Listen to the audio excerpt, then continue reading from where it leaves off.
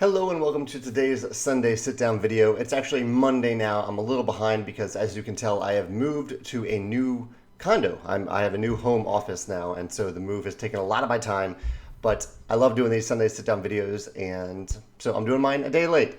So today's video is going to be about my 6 game night rules and my 10 game night preferences. I'll start with the rules and I'll do the preferences. The preferences are more unique to me. The rules are things that I think apply to a lot of people and might apply to you too. So I'll start with those rules. The first rule is no cell phones. Now, there are exceptions to this. The no cell phone rule is there just because I want people immersed in the games. I don't want people checking their cell phones, checking social media. There's nothing that really brings me out of a game more when I am fully immersed in a game and someone, when it's not their turn, is checking comments on YouTube or something like that. I really want that person to be just as immersed as me, or at least pretend they are, because they have chosen to play the game with me. And also, it really helps because in most games you can plan ahead for your next turn. So if someone isn't doing that, if someone's on their phone, then when it gets around to their turn, I often see they're the people who are like, oh, wait, this is my turn. I guess I need to figure out what I'm doing now. Number 2 is don't touch my desk. Now, this one is a little bit unique to me. I have a home office, and this is also one of my game rooms. And so my desk is my office space. So I ask the people who attend my game night just to respect that space in particular, and not do anything with my. I don't want drinks on my desk. I don't want anything like that. It's the one space. Everything else is kind of fair game in this office for people to put drinks on and whatnot. But my desk is my own private space, and that might be the same case at your home. If you're hosting games at your home, you might have a certain space where you're like, or a certain piece of furniture or something where you're like, this is my private space. I really don't want you messing with this. So I think it's good for you, or at least for me, I found it's good to put up that boundary to let people know, hey, anything goes except for this one space. My number 3 game night rule is to be nice to my cats, even if they're not nice to you. You can see Biddy in the background there. Walter's kind of whining at the door here. I have 2 cats, and they are not always nice to people. They are generally very nice to people, but I really ask that people be nice to them. It's very rare that hasn't happened. People are usually very kind to my cats, and I often, if my cats are being really fussy, I will lock them up and put them away for game night because I don't want them bothering people either. But there have been a few odd occasions where someone has shown up at game night and just been really nasty to my cats, and that's just not a welcome attitude for my place. It's like walking into someone's home and being really mean to their kids for no reason at all. So be nice to my cats if you attend my game night. And you might relate to that too. If you have pets, if you have kids, you don't, people are guests in your home. You don't want people being nasty for no reason to those that you love. Similarly is my number 4, which is be nice to other people. Be nice to the other people who are attending game night. This is, I'll delve into this deeper with the preferences, but just in general, if someone just chooses to be really, really nasty, not in the game space, but just in general, out loud to other people, if they choose to be a really mean, unkind, sexist, racist, any of the ists to other people, that's just not welcome at my game night. As the host, I feel it's my responsibility to create an environment that is welcoming, that is inclusive, that is that makes people or encourages people to treat each other well.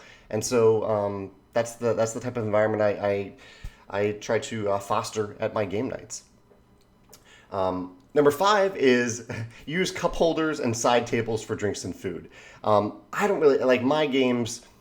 I publish board games, so I see games as cardboard. I do treasure my games. I love them, but I also see them as replaceable. I know that if I spill something on a game, I'm going to be able to reach out to that company like any other consumer and hopefully get a replacement. But a lot of the games that hit the table at my game night are not my games. They're other people's games. And so I want to be aware that most people don't want anything spilled on their games. They don't want messy food on their games. And so I have a board game table from boardgametables.com that has cup holders on the side. So I encourage people to use those. I also have side tables that I put up whenever people need them. And I just, I'm sure you've spilled a drink. I have definitely spilled stuff on games, and I feel terrible when I do. And so I try to encourage people to avoid doing that when possible by creating things that they can use to not do that. And so oftentimes when I see someone not using the drink holder, I'll just put the drink in the drink holder. I don't make a big fuss about it. I don't want to call someone out. I just do it, and they can see that I've done that, and they usually do it in the future.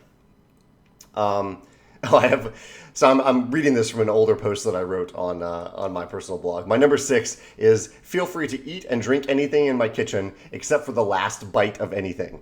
I'm kind of laughing at myself because this is kind of a weird rule. Like I said, when I host game night, my home is anyone's home. Anyone can come in here. They can drink something. They can eat something. But I understand why I put this on there, because every once in a while, someone will eat like the last cookie, or they'll eat the last. I don't know. I think I had soda one time, and I was really looking forward to having. I don't drink soda much anymore, but I was looking forward to having the last cup of soda, and someone drank the last bit. So I think I don't know if this is really a rule anymore, but it is nice if someone is going to eat the last of something to maybe check with the host and say, hey, can I finish this off? Can I finish off whatever this is, or are you saving this for something else? Were you hoping to find this? Just so it's not an unwelcome surprise to the host when they wake up the next day and they're feeling snacky and they want those last few chips and suddenly they're gone. But that's also on the host to have enough food and treats and drinks for the guests so that they don't have to get to that last drop. So those are my 6 gaming rules. I don't even know if they're hard rules anymore. A few of them are, but a few of them maybe are a little looser. I'd love to hear your rules in the comments below as well. Let me jump to my preferences here, because this is a little more, or a lot subjective. This is also from an older blog entry that I wrote. So these are kind of the things the types of people that I love to have at my game night, because they make game night more fun and more immersive and more enjoyable for me and for other people as well. So the first is, I love it when this actually ties into my gaming rules. I love it when people put their phone away and just never look at it. And I forgot to mention, I'm glad I put this on the list, because I forgot to mention the one exception to this. I take photos of the games that I play. I don't take a ton of photos. It's usually like 3 or 4, maybe a photo at the beginning of the game, a few photos in the middle and the end of the game.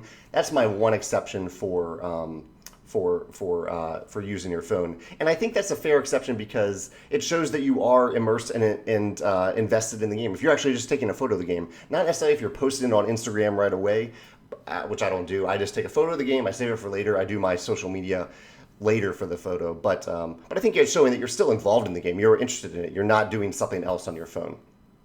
I really like people who are conscientious of time when they play the games. And by that I mean that they are planning their turns in advance. They're thinking ahead about their turn, but also they're not rushing other people. They're kind of they're prepared, but they're also not hurting other people's experience by saying, hurry up. That can be really annoying. I found both sides of that can be annoying. If someone's taking way too long on their turn, they're not thinking ahead of their turn when they could, and I think it's also kind of annoying when someone is rushing other players. So I like people who are just conscientious of time in both aspects of the game. This is a good one. I love it when people genuinely try to win competitive games. I think it's fun when we put a competitive game on the table. It's fun to try to win, or to see other players competing and trying to win. But also, if a player falls behind, that they don't just give up and kind of actually quit or essentially quit. I've seen this happen with players where they just feel like they can't win, whether or not that's even true. They feel like they can't win, and they just give up on the game. And that's when they pull out their phone, or they just totally step away from the game. And I'd much rather play with people who just stay invested, even if they're not going to win. You can still build something cool in the game. You can still do something cool in the game. I love that type of gamer who stays immersed in the game, regardless of how they're doing. It just amazes me when someone feels like they're falling behind and just gives up on the whole experience of playing the game. That's baffling to me. Number 4 is someone who treats their significant other, if they're playing in the same game, with respect, but without any special privileges or concessions. I discovered that this is, I actually wrote this when I didn't have a girlfriend. Now I do, and it's a tough one, I have to say, because I love to be competitive with Megan. I love experiencing that. But I also want her, just like any other gamer at the table, I want them to be having a good time. And especially Megan, who I care in particular about, I want her to be having a good time when she plays the game. But I think I've learned that I just have to trust that her having a good time is largely up to her. That's not my responsibility. It doesn't mean that I have to be intentionally mean, just like I wouldn't be intentionally mean to any other player when I'm playing a game. But I think it can. Maybe you've played games with someone else who does this, where they have their significant other and they treat them really differently in terms of gameplay in a competitive game than the other players, and that can create a kind of a weird experience. If Because games generally aren't intended to be played that way with such a strong preference towards one other player, like kingmaking and whatnot. My number 5 is I really appreciate when people, just at game night, when they help out with setup and cleanup and in-game maintenance. That can be really helpful. Sometimes some of these games take a long time to set up or clean up, and I almost put this as a gaming rule because it can be really, I'll say annoying. It can be really annoying if there's a game with a lot of cleanup and someone finishes the game and just walks away. That to me is not the ideal thing to do for the other players who are there at the table. It's a little disrespectful when everyone else is there helping clean it up and someone is not. There are exceptions to that, of course, if someone really has to go, if they have to rush away. But if they're just hanging out and everyone else is cleaning up the game or everyone else is setting up the game, I don't know. I don't think that's great. I think it's great when people do invest in the game from the very beginning to the very end. Number 6, this is definitely a strong preference for me. I love it when someone is willing to learn a game on the fly and understands that they're probably not going to be the most competitive the first time they play. They're not going to understand everything, and they don't need to understand everything to have a good time. I understand that there are many people who are not like this, but it is my strong preference when I'm teaching someone that they just kind of go along with it. They're there to learn the game. The one kind of thing that I've learned about this, though, over time is that with so many great games coming out now, sometimes someone's first play of a game might be their only play of the game. And so I try to be empathetic to that if someone is wanting to know a lot more than I would want to know the first time I learn a game. And so I try to understand that, try to relate to that. But for the most part, I really like when someone is just willing to say, okay, I'll understand a few of these rules and I'll learn as I'll go. I know I probably won't win, but I'm just going to try to have a good time. I love when someone's willing to do that. My number 7 is quite simple. Someone who doesn't quarterback or try to become the alpha player when playing a cooperative game. This is something I talk about a lot on this channel in terms of cooperative games, but I imagine that we've all done that at some point, found that we were talking too much. And sometimes it just comes down to awareness, being aware that you are directing everyone else in a cooperative game and suddenly trying to take a step back and realize, hey, I'm not the only player here. There are other players who are trying to, who want to make interesting decisions instead of having me direct them. So I really like when players are at least aware of that. My number 8 is, here's how I phrase it, someone who is aware of the rare moments of analysis paralysis, and instead of letting the game grind to a halt, they simply make a decision and make the best of it. I have a whole video about analysis paralysis. It actually inspired a ton of discussion on that video. And I understand that some people really do suffer with analysis paralysis, and that's part of the fun of the game. They like to puzzle over the game and find that really optimal move. But I think that can really impact the experience of other players at the table. It can really hurt it. And so every now and then when I experience it, I rarely do. Usually I'm ready for my turn. I take my turn in a very short amount of time. But every once in a while I find, okay, I'm really puzzling over this. I'm taking a long time. Everyone else is just hanging out. I'm hurting their experience by doing this. I'm not helping their experience. I can just make a decision. Maybe it's a difference of 3 points versus 1 point. But so what? It's a game. I'm here to have fun. I want my friends to have fun. Especially when I'm hosting game night, I really want everyone to have fun. And so that's when I just let it go and just take a turn, just make a decision. And I really appreciate when other people do that as well. My number 9 is someone who simply pays attention while learning the game and during the game. This comes back to the phone a little bit, but especially learning the game. I'm sure you've played a game with someone where they just totally tune out during the teaching portion of the game. And sometimes that's up to the teacher. It's up to the teacher to keep people engaged, to give the right amount of information up front, but not too much. But sometimes people tune out from the first instruction. And oftentimes they're the same people who later on in the game say, hey, you didn't say that rule, when you definitely said that rule. So I like when people pay attention during the rules explanation. And if they do miss a rule, or if the teacher misses the rule and doesn't say it, that they're forgiving for it. There are a lot of rules in these games. Sometimes we forget to tell them. We're not holding it against anyone. Sometimes that happens, and hopefully everyone can be forgiving of the impact of that later on in the game.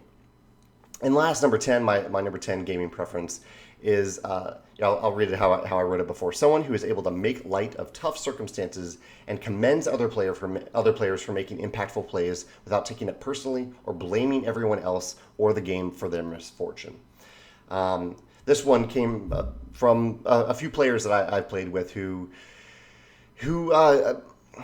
really take it personally when things don't go well in the game, whether it's something that happens luck-wise in the game or if it's something that happens because of choices that other players make. And I've certainly had those moments too. I've had those moments where I've just had really bad luck in the game.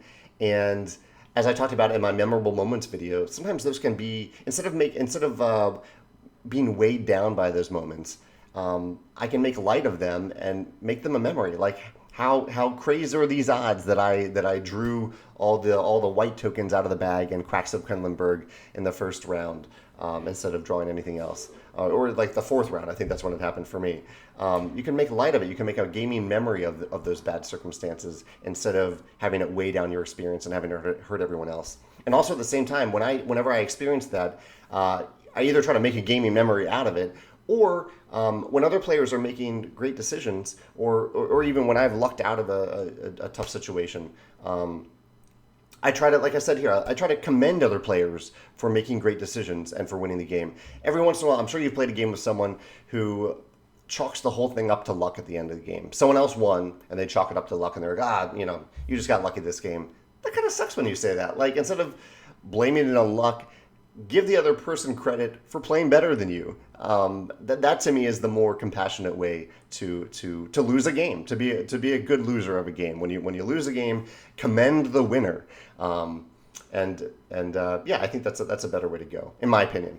Also, actually, I want to add that I mentioned learning games and teaching the games. I always try to thank the person who learned and taught the game. It is a little bit of a sacrifice to teach a game, to learn a game and to teach a game. And so I always try to remember after a game, if someone taught the game, I try to thank them. Try to thank them for doing that, because I know that probably took them out of the game a little bit to do that. And so I try to be grateful for that.